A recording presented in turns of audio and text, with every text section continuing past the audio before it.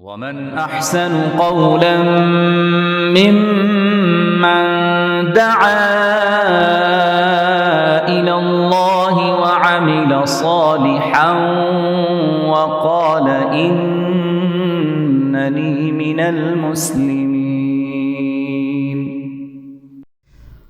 Assalamu alaikum wa rahmatullahi wa barakatuh. Alhamdulillah, we began by praising Allah subhanahu wa ta'ala, the one and the unique. It is He alone that we worship, and it is His blessings that we seek.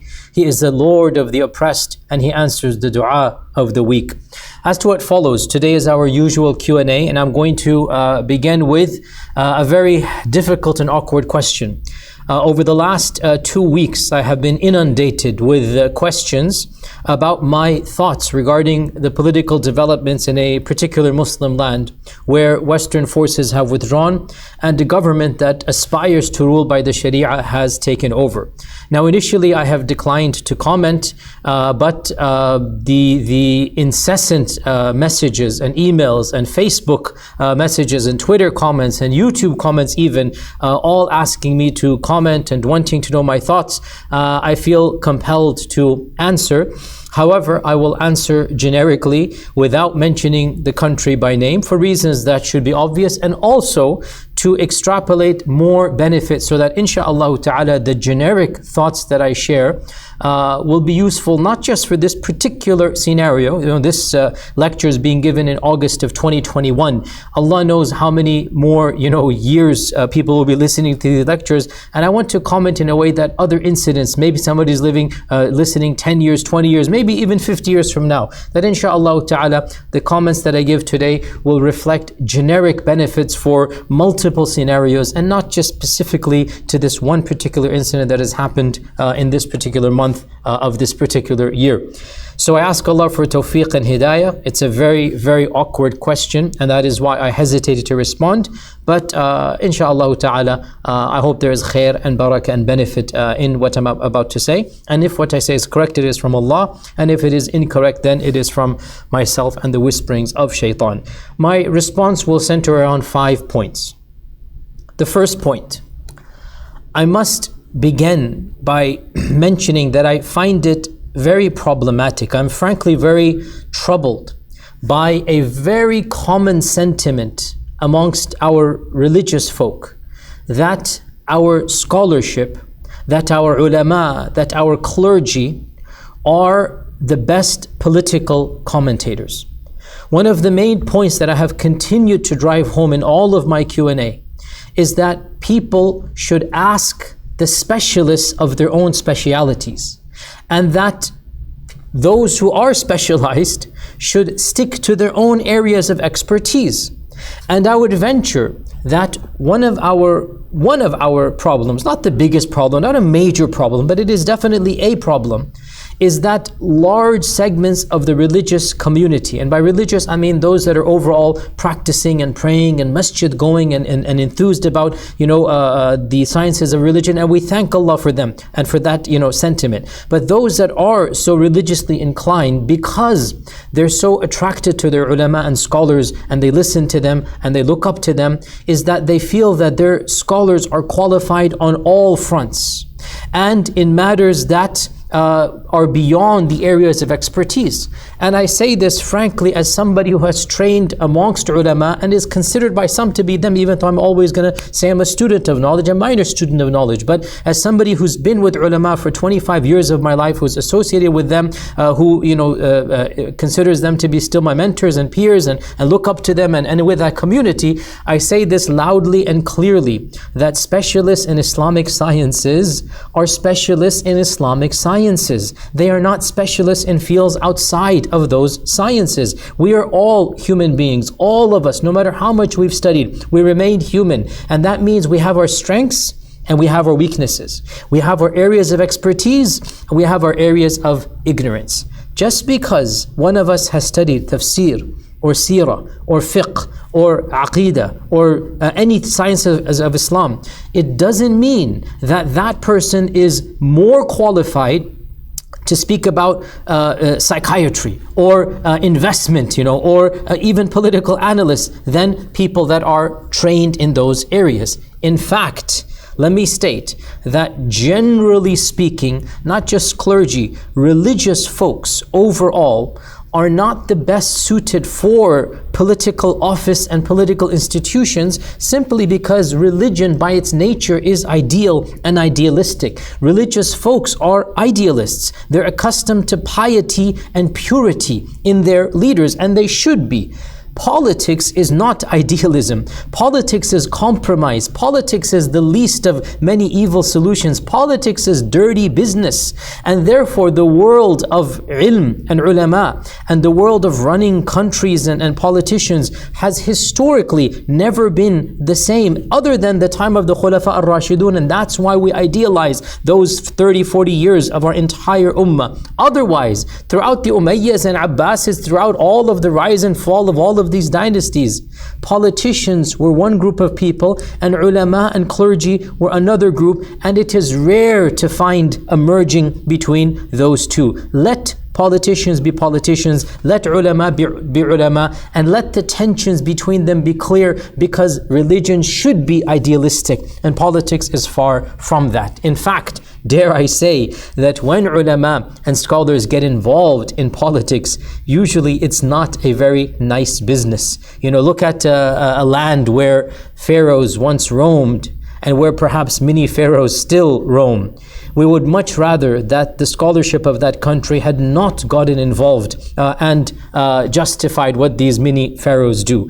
So my first point, this is all a part of the first point, is that I want to explicitly reiterate what our Prophet ﷺ advised us 14 centuries ago in the hadith narrated by our mother Aisha radiallahu anha, that she said, أمرنا رسول الله صلى الله عليه وسلم أن ننزل الناس منازلهم, that the Prophet ﷺ commanded us that we put people in their appropriate places. We put people in their appropriate places. Ask doctors about medicine. Ask ulama about the ilm of Islam and the Quran and the Sunnah. Ask psychiatrists about human psychiatry. But when you ask a person who's not a specialist of something outside of his area of speciality, then take it with the grain of salt. Now, I begin with this first point, and for sure one of you is already going to comment or think, hold on a sec, you are saying that, are you saying that people of knowledge should never talk about politics? And I respond, no, I didn't say that.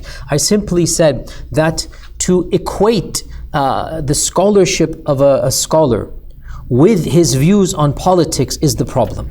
So, brutally honest and very frank, when I speak inshaAllah ta'ala about the Quran, about the Sunnah, about the Seerah of the Prophet ﷺ, when I give you my personal opinion about a fatwa, I genuinely believe that that's coming from years of research. It means something. It's not coming out of thin air. This is, I ask Allah Azza wa Jal for tawfiq and for hidayah and for ikhlas, but when any scholar gives a verdict or an opinion, it is based upon years of research. It's based upon background information that takes a long time to acquire. It's not coming out of thin air. However, when I speak about the situation in this land or that land, when I talk about the political parties in here and there, it's not coming from the same area of expertise. And therefore, if I were to say something about politics or about current affairs or about situations that are dealing with particular incidents of a modern time, then what I am saying is not as authoritative, if you like,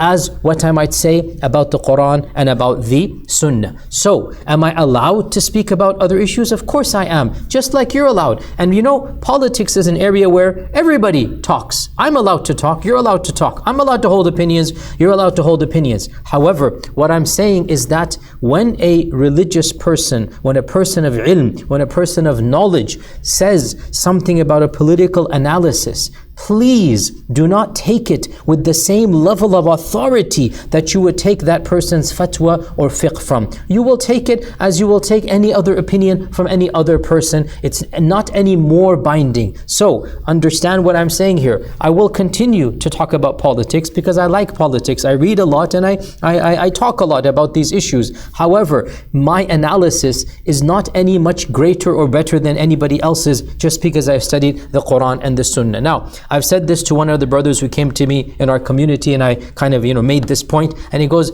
okay, I agree with all of this point, but in the end of the day, am I not allowed to know your opinion? I mean, I'm curious. Okay, I agree with your caveats, I agree with your disclaimers that it's not a fatwa you're giving about that land. You're not giving me a verdict about that group and that party. But the brother said to me, this is what he said to me, that, I consider you to be more well-read than myself, and I respect your analysis overall. So I just want to know your opinion, like I want to know the opinion of anybody who might have read more than me. And that's a valid point. So as long as that caveat is understood, that an opinion of a scholar remains an opinion. It's not binding, it's not a fatwa, it's not a verdict, it doesn't have the authority of ilm. Just because an alim says it about a political issue, and if you disagree or if you reject, no big deal, it's just an opinion. So as long as you have that caveat and understanding, then I don't have any problems, sharing with you some generic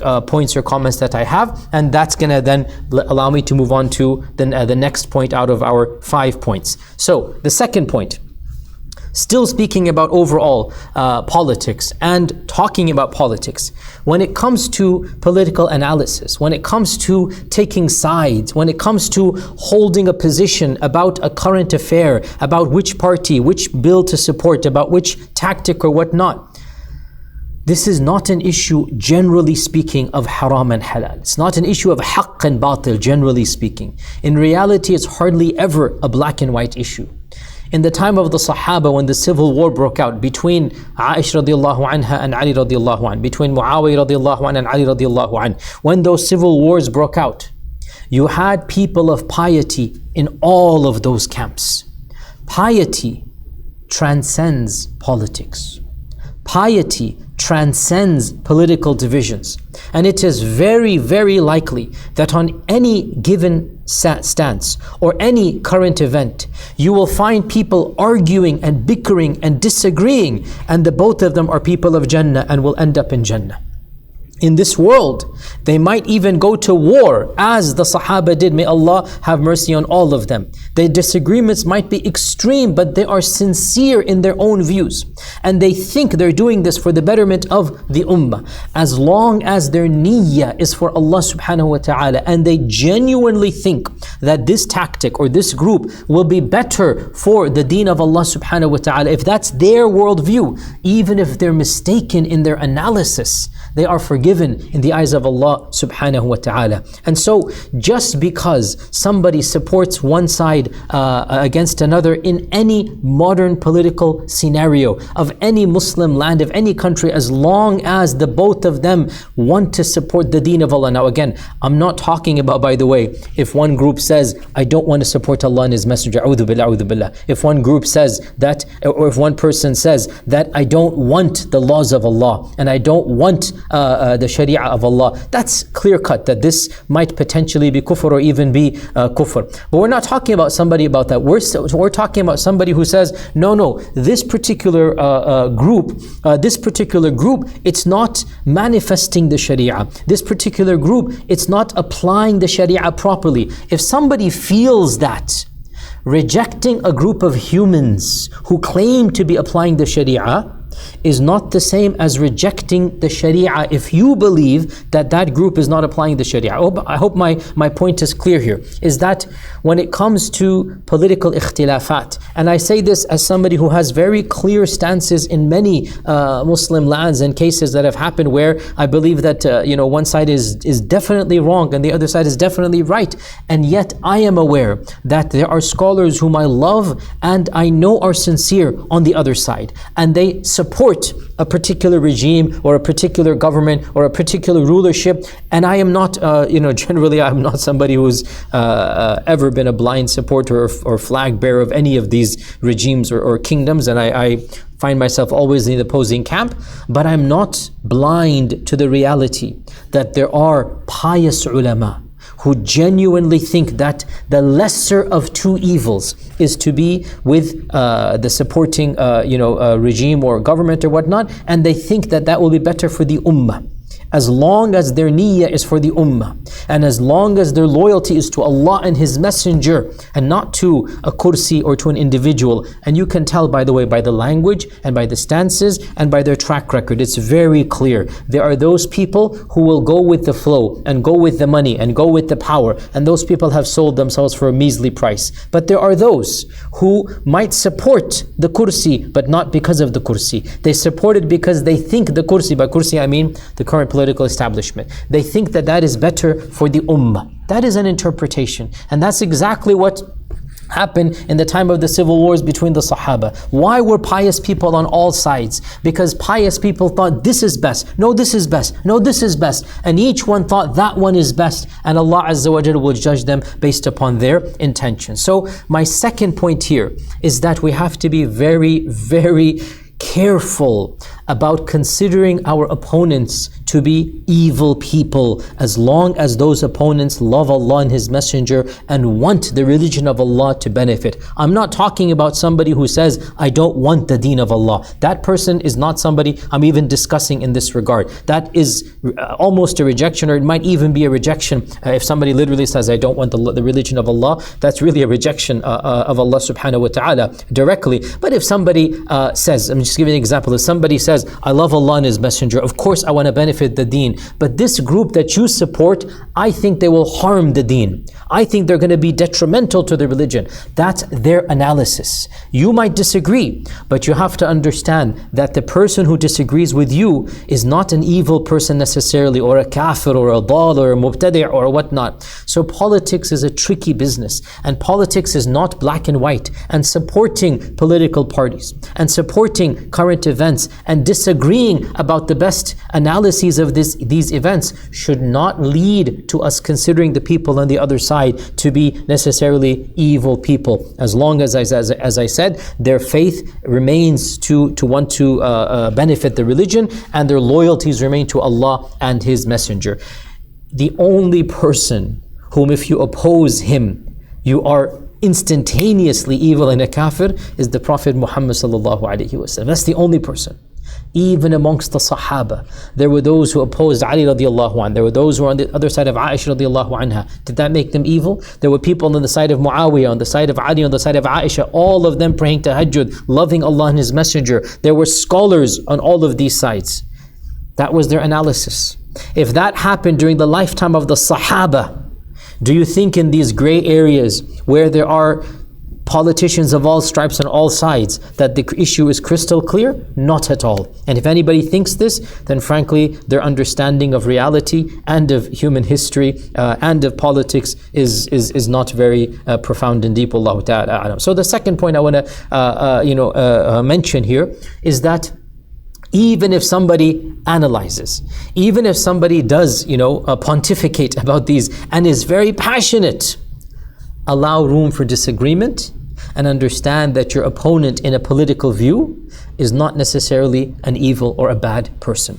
The third point that I want to bring up about these difficult issues, out of the 5 points that I'm going to mention, is that we also have to be aware that our knowledge and our assessment of the situation is as good and as credible as our sources. And our sources are only as good as what we ourselves want to trust. And what we want to trust is, generally speaking, going to ally with and be in sync with our own preconceived biases. What do I mean by this? I mean by this, all of us have to be aware of what we call confirmation bias. Look it up if you don't know what it is, and that is that you selectively take bits of information that you already want to believe, and that reinforces your pre-existing belief. And this especially applies to those of us who are speaking about issues from 5,000 miles away on the other side of the world. And it applies to those of us that are not ethnically from a particular region. We don't have family and friends over there. We've never lived over there. We should humble ourselves to our limited scope of knowledge. All of us are speaking from somewhat a position of luxury, a distant view, a bird's eye view, not a first-hand view. We don't know who to trust about each news item.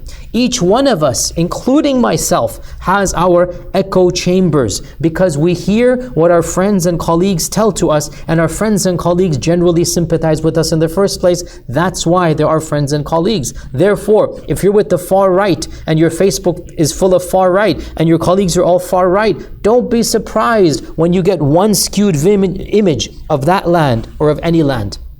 And if you are a person who is sympathetic to the regime or the people in charge, and you want to get the good news about them, then don't be surprised when your friends and your Facebook colleagues and whatnot are forwarding you the snippets that talk about the positives. And perhaps the truth lies in between those two. My point being that, my third point is that we should not be so arrogant as to presume that we actually know what is going on when we are so far away and we are not connected directly to the circumstances. Who really knows what is going on? Those who want to have a negative view will find plenty of quotes and stories that reinforce that image. And those who want to get a positive view will also find plenty to get that positive view. So be vigilant against confirmation bias and understand that our knowledge of the situation is only as good as our sources, and our sources are generally speaking sources that we already are inclined towards.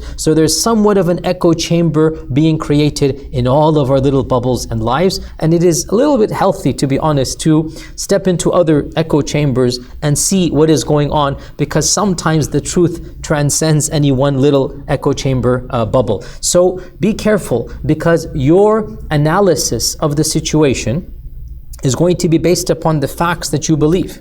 And the facts that you believe is going to be based upon the sources that you trust. And the sources that you trust is going to be based upon your own preconceived biases. And so very likely your analysis is confirming your preconceived biases. It's a vicious loop and cycle. Just be aware of this. And sometimes it is healthy to listen to other perspectives just to understand where they're coming from, and just to think about maybe some aspects of your own understanding might be flawed. And in the end of the day, it's very difficult to really transcend our own human biases. So these are my first 3 points that I have. Now we get to another very interesting point. And you realize, by the way, that's why I said my answer will be generic. Most of you wanted a specific haqq and batil and right and wrong, and I'm trying to explain to you, the world doesn't work that way. Political analysis doesn't work that way. It's far more difficult than what we think, and perhaps in these words, inshaAllah ta'ala, there's some food for thought and rumination and contemplation, which is really what I want all of us to get to. Now, this leads me to perhaps my longest point over here. And that is that what people have been asking me is about this group's understanding of human rights and the Sharia and women's rights and what's going to happen. And this is where it was troubling for me to see how easy it was to absorb a set of questions and a set of problems that are not coming from within our own paradigm. I advise all of us to not get caught up and become a pawn in a game that was not invented by us, and it is not being played by us, and in reality it is being played against us. Our Prophet ﷺ said, لا يكن أحدكم إمعة يقول أنا مع الناس إن أحسن الناس أحسنت وإن أساءوا أسأت ولكن وطنوا أنفسكم إن أحسن الناس أن تحسنوا وإن أساءوا فلا تظلموا. Reported in Tirmidhi. Our Prophet ﷺ said, I'll translate the meaning of it, don't be a blind fool. Don't be like a leaf in the wind. If the people do good, he'll say, I'll follow the people. If they do good, he follows them. If they do bad, he follows them. No. Strengthen yourselves, fortify yourselves, anchor yourselves. If the people do good and they speak good, then be with them. But if the people don't speak and don't do good, then don't do wrong. My point is, a lot of our brothers and sisters are getting caught up in questions and concerns that are not emanating from people of piety and integrity, but rather emanating from people who want to play a very, very vicious game. What do I mean by this? I'm going to have to go into a little bit of a detail and tangent here. We are being told by the media and by our politicians and by many Western countries that there is a great concern for the people of that country, for the human rights of that country, for the women of that country.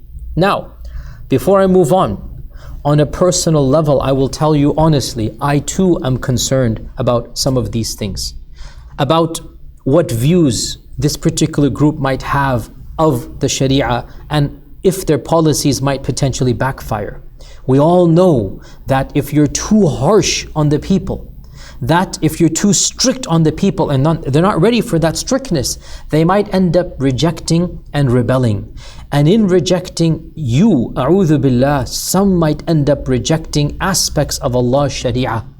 Ibn Mas'ud radiallahu anh famously remarked, speak to the people at their level. Otherwise, you might end up causing them to reject Allah and His Messenger. If this is mere speech, what do you think about policies and politics? If you're too strict with the people and they're not ready for it, you might cause them to reject what they should not reject because of your foolishness. So at some level, I am actually concerned myself about some of these questions. And those in charge of any Muslim land need to be wise and gradual, even those that want to implement the Sharia, and start with the larger issues. The most important issue is civic security. The most important issue is safety. The most important issue is the security of all of the people there. They need to feel free and safe. And then after that, they need to have houses and food and shelter. This is far more important than implementing the tertiary issues of modesty and of dress code, or even the gray areas of what type of entertainment is allowed and not. So yes, I as well have some concerns. However, and listen to me carefully, dear Muslims, my concerns as a Muslim do not blind me to the reality of the sheer hypocrisy of this incessant chatter about human rights and women's rights by a group that cares nothing about human rights and women's rights. The same entities, our own countries of America and Europe, our own countries of NATO, have invaded and bombed and destroyed this country for almost 2 decades.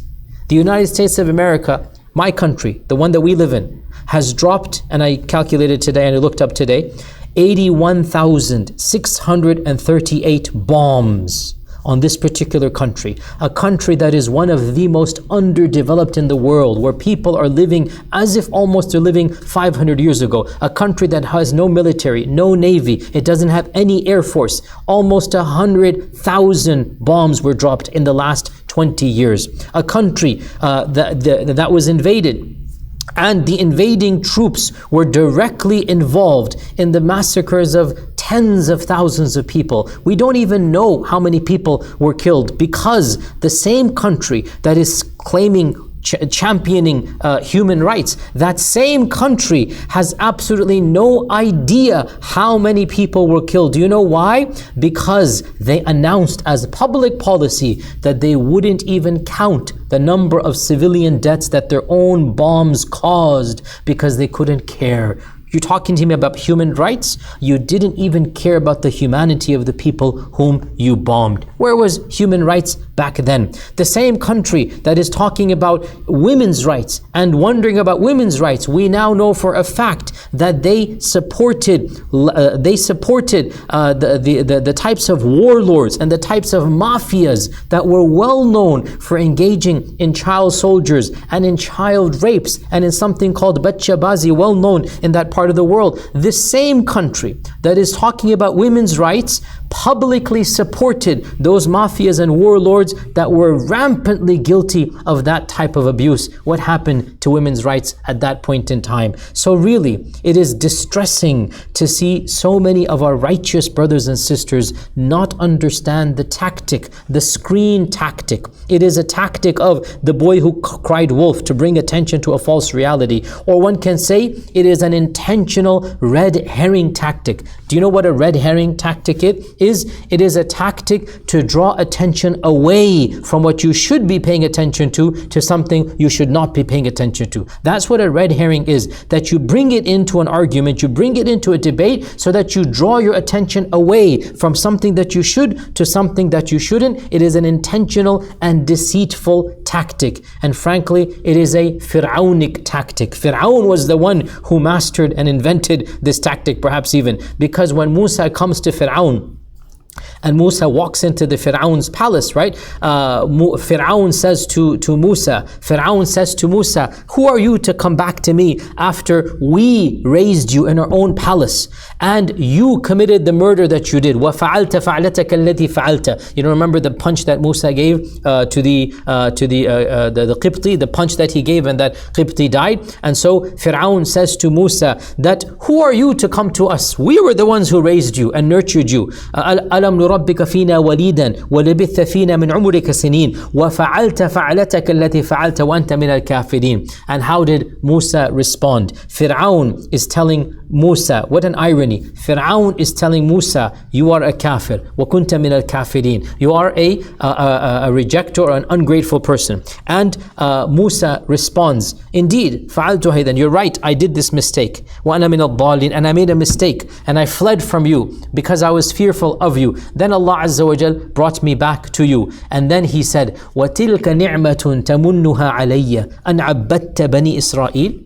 You are considering it a favor that you raised me after you enslaved the entire Israelites, 100,000 people. You killed them, massacred them, enslaved them. And then you say, oh, but I'm worried about you. I took care of you. Don't give me your, half-baked confessions or your claims of wanting to protect or care. You don't care about humanity. You don't care about the children of Israel. You took care of me, but you bombed and killed. Well, Fir'aun didn't bomb, but he massacred tens of thousands of people. And this is the reality of our own lands vis-a-vis this country that we are talking about. I don't want to go too deep right now, and not because I'm worried of anything, but because of time. But what many people don't understand, I do have to summarize a little bit, brothers and sisters, because some people, they are not understanding why these questions are being raised of human rights and women's rights and whatnot, and the burqa and all that. They don't understand the reality of why these series of questions is being drudged out and constantly paraded in the media. What is happening, dear brothers and sisters, is that a vicious game has been played. It's already been played, it's already done. A vicious game has been played, the game of war. And it was a game that was done not for religion, not for human rights, not for women's rights, not to free women from the burqa, not even for democracy, not even for Western civilization. All of this is not correct. No, this game was played because of money. Simple as that. Greed for money. In a nutshell, very briefly so that we understand. In a nutshell, our country of America raises almost $3.5 trillion in taxes annually. Do you know how much a trillion is? Do you know how much a trillion is? A trillion is a million millions. A trillion is a million millions. It's just words. Our minds go blank. We can't even envision how much is a trillion. There is no trillionaire yet on earth. This government raises $3.5 trillion every single year in taxes. Now, that is a huge pile of money. People are greedy for that money. Politicians who control, they can't just dig into that money and put it into their pockets. That would be blatant stealing. They can't do that. So what do? Greedy politicians figure out a way how to tap into that massive treasure chest of $3.5 trillion. What do? One of the tactics that has worked very well for the last few decades is to declare war on a country. War is profitable for some groups of people. It comes at a cost. Some people die. Lots of people die. But some people become very, very wealthy. War is profitable for thousands of politicians and thousands of companies. Why? Because when you go to war, what happens? The government has to purchase weapons. It has to purchase bedding and material and cloth. It has to purchase food. It has to purchase everything. So the government has to enact treaties, or not treaties, sorry, the government has to make purchases from private corporations that are producing for the government. And these corporations are going to supply the military and to supply the contractors in the countries that are being invaded. And of course, they're going to overcharge. This is well known. The contractors have no oversight. It's going to overcharge. So, well known, there was an article about some of the examples of overcharging. For example, a screw might cost 20 cents, and the contractor will charge the government $20 for a nail. You know, a nail you will get in your local store for 20 cents, the contractor will charge $20 for that particular nail. What's going to happen? The government writes checks for millions of dollars to these corporations. And lots of people become very wealthy. When they become wealthy, they will reward the politicians who made them wealthy. As well, the politicians have direct contacts with the corporations. So the politicians become wealthy directly by making those corporations wealthy. And perhaps the most obvious and blatant example was our former Vice President Cheney himself, who was the chairman and CEO of Halliburton from 1995 to 2000. Do you know our Vice President, Dick Cheney, had a severance package from Halliburton that was close to $36 million. $36 million he was awarded when he went into the government service. And then what happened? He declared war on Iraq, and Halliburton was awarded a $7 billion contract in which only Halliburton had the right to bid for that contract. One man bid, one show. It bid and it got it, and no questions asked. Do you not see what is going on here? The politician gets rich and the company he works for gets rich, and where does that money come from? From my taxes and your taxes. So the fact of the matter is, those who vote for war don't care about human rights. They don't care about the burqa. They don't care about democracy. They don't even care about American lives or Iraqi lives or Afghani lives. They care about money. And the tactic to go to war is to access that money and put it into their pockets and the pockets of their constituents. But see, there's one problem. It's a big problem. That money has to be justified to the people who gave it. That's me and you. That's the taxpayers. How do you justify the people paying that money? Because in the end of the day, if you don't justify, then the people who gave that money will vote you out of office, because you're not spending that money for my children's school. You're not spending that money for healthcare. Healthcare is still not free. You're not spending that money for inner cities. We have so many problems in this country, and we are spending trillions of dollars in war. $6 trillion were spent in our false invasions of Iraq and Afghanistan in the last 20 years. $6 trillion. Can you imagine if that money were to be spent over here? This is where the narrative is created. The story is drawn and the lie is sold. One of the greatest political thinkers of our times, Noam Chomsky, he calls this manufactured consent. You manufacture consent. People think that they are giving you consent, but it is not real consent. What is the narrative or the lie that is created? You see the guy working in the factory, who's paying his taxes, working 9 to 5, whose son is going to join the army. You can't tell the factory worker that you're going to war to make his boss rich while he remains where he is, because the middle class doesn't gain at all. It's only the rich that gain. It's the CEOs, it's the business owners. You can't tell the factory worker that he's going to send his kid to die in a war so that his boss gets rich. That's not the lie you can sell the factory worker. So what do? You tell that honest, hard-working worker that you're the good guy. You're a nice person. You're a patriot. And those guys over there, they speak a different language. They dress different than you. They're the bad guys. They're going to kill you. They're all terrorists. You defame them. You dehumanize them. You make their religion look evil. You make fun of their practices, their cultures, their holy book, their sharia, and even their prophet ﷺ. You frighten your own people by creating a monster out of those people, a bogeyman. And when they're frightened, they're like, what am I going to do? What am I going to do? You come along as the politician, as the government, you say, don't worry, I shall protect you.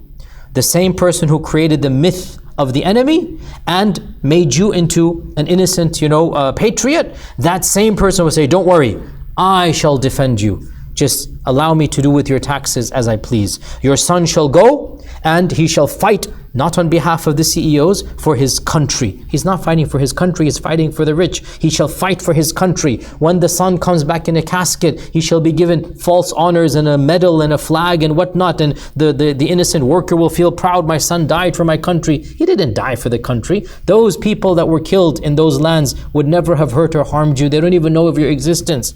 But the profit has gone, the profits, meaning the money, has gone to the CEOs. So you create this narrative. What is the narrative? Those guys are evil.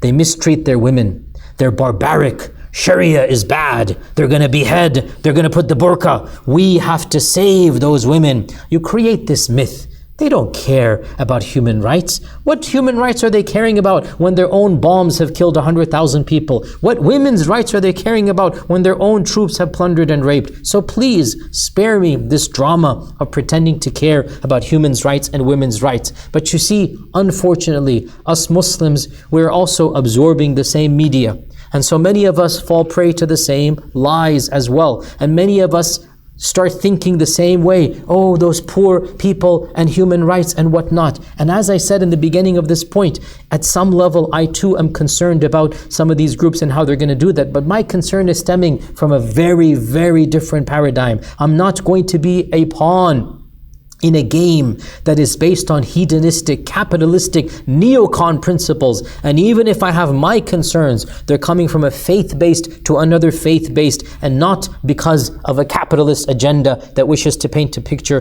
that is very different than reality. So I hope that this point is clear, dear brothers and sisters, that before you jump on this bandwagon of questioning, question the questions. Ask yourself, where are these questions coming from?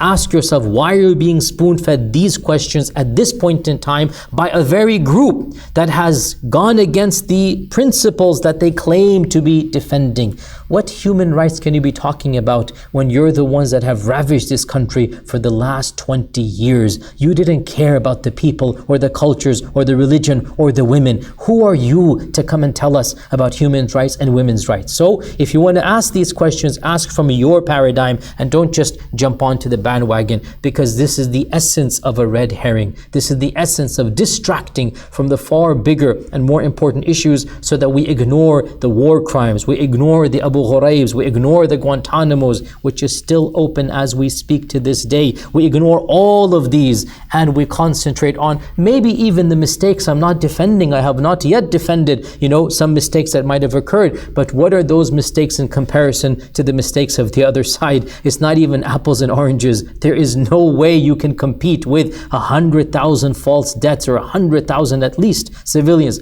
Again, we don't even know how many civilians died, because our government refused to collect statistics on civilians dying. They refused. They didn't allow any agency to do that. It was not allowed to collect statistics. If any party is doing that, they're doing that on their own without any governmental support. But we know that around, as I said, 85,000 bombs were dropped, and we know the number of soldiers killed from our side and contractors killed from our side, which is already in the tens of thousands. So if this is our numbers, then the Afghan population and civilians would be in the hundreds of thousands in the very, very least. So because of this, point number 4 is very simple. Don't jump on the bandwagon, and be more cautious about parroting lines that are not coming from a script based upon a genuine care of the people of that country. And this leads me to my 5th point. And by the way, I still haven't responded explicitly because of the reasons I have mentioned, but still, generically, let me conclude with this 5th point.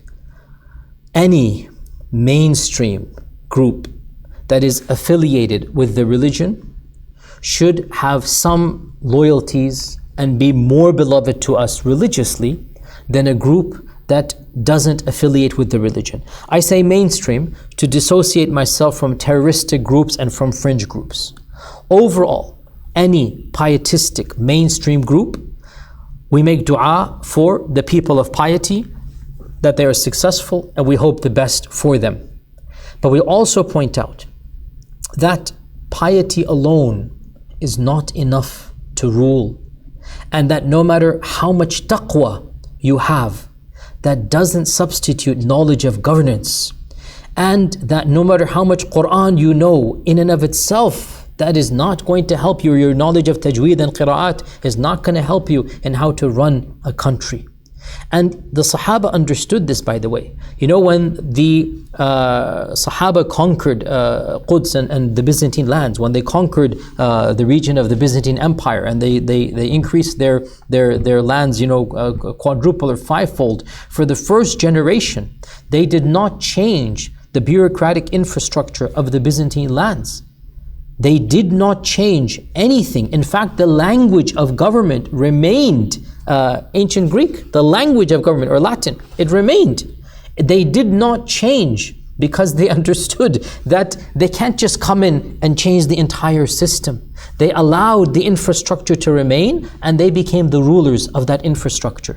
And for an entire generation, the infrastructure remained Byzantine, until Abdul Malik ibn Marwan, one generation later.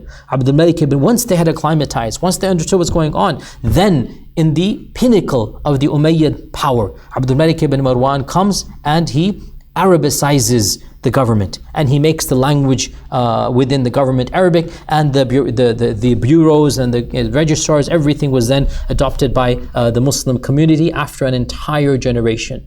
Even the Sahaba, and they were infinitely more pious than any current movement or group, understood that when it came to the minutiae of governance of these Byzantine lands, let the people do it in their own way, and they were the ones overseeing it. So as we point this out, and again, you know, without mentioning, you know, any country's name, we wish, you know, the people of all Muslim lands that they live under a sensible rule that allows them to follow the laws of Allah subhanahu wa ta'ala while protecting the lives and livelihoods of the people living there. We want to see every land flourish, and especially Muslim lands. We want to see them flourish while balancing the obligations of their faith with the difficulties of their time. And we never wish any evil or destruction for righteous people by siding with those who despise our faith. A flawed and mistaken believer is far more beloved to us than someone who rejects belief in Allah and His Messenger. But merely pointing out that piety is not the same as governance doesn't mean that we're siding with the other side. And if there's any skepticism or concern, then it is stemming from a real and authentic concern that the people of that region love Allah and His Messenger and are not turned away by perhaps the overzealousness of one group of people who are at a different level of iman and taqwa and not yet perhaps ready. The population is not yet ready to reach that level of iman and taqwa. So even if we bring up certain elements of concern, it comes from a genuine love for the Muslims of that region and for the religion of Islam, and not the false concern that is brainwashed into some of us about the alleged rights of some members of that society. And so these are some generic thoughts, and وَاللَّبِيبُ بِالْإِشَارَةِ يَفْهَمُ, and that inshallah in this generic talk there is benefit for more than just this one particular scenario. So to conclude this rather lengthy discussion, and I hope inshallah there was some benefit here, to reiterate my 5 points. Point number 1, don't assume that religious clergy are more qualified to give political analyses than others, and if they do so, take it as if it is their personal opinion and not as if it's coming from their years of training and expertise. My analysis of politics is not the same level as when I tell you a verdict that I believe in about the Quran, the Sunnah, about fiqh, about hadith, about tafsir. That is coming from an area of specialization and expertise. And as for politics, I have the right to hold it. You have the right to hold it. But my view is no more binding on you, and rejecting my view, you know, the second point that I have, disagreeing with the political analyses of an alim or of a person doesn't make you a bad person. That's my second point. Politics is a very gray area, and if you ask 10 people about a political issue and an analysis, they'll have 10 different opinions, and maybe all 10 of them are people of Jannah. So disagreeing about politics, as long as your heart is with Allah and His Messenger and your loyalties are to the Ummah, it doesn't necessarily make you a bad person. The point number 3 I brought up is that understand your own position of privilege and your own bias of knowledge when you speak about issues far, far away, and understand that your analysis and my analysis is going to be affected by our perception of what is happening over there. And the fourth point was a very long discussion of the reality of the dynamics of why some questions are being raised and some concerns are being asked by a group of people who don't have those issues and concerns actually in their hearts. So we need to be careful by becoming blind fools, just jumping on and asking the same questions. Our concerns, even if they are somewhat similar, are not coming from the same paradigm. They're not coming from the same game. We have a totally different agenda and a totally different view. And so even if we have certain concerns of this nature, it shouldn't be done by siding with a group of people who don't really have those concerns. And the final point is that as Muslims, we should want good for all Muslim people and really for the entire world. And we would love to see a modern, viable, practical manifestation of the Sharia in any and all Muslim lands. And while piety is a very, very, very important factor, it is not the only factor that brings about political success. And yet still we pray for the success of all people of piety and taqwa, and we ask Allah subhanahu wa ta'ala to bless this ummah with khair and barakah and peace and security, and to allow each and every one of us to be a role model for all of those around us. Inshallah, with this we come to the end of today's rather lengthy Q&A, and until next time, jazakumullahu khair. Assalamu alaikum wa rahmatullahi wa barakatuh. واذكروا الله في أيام معدودات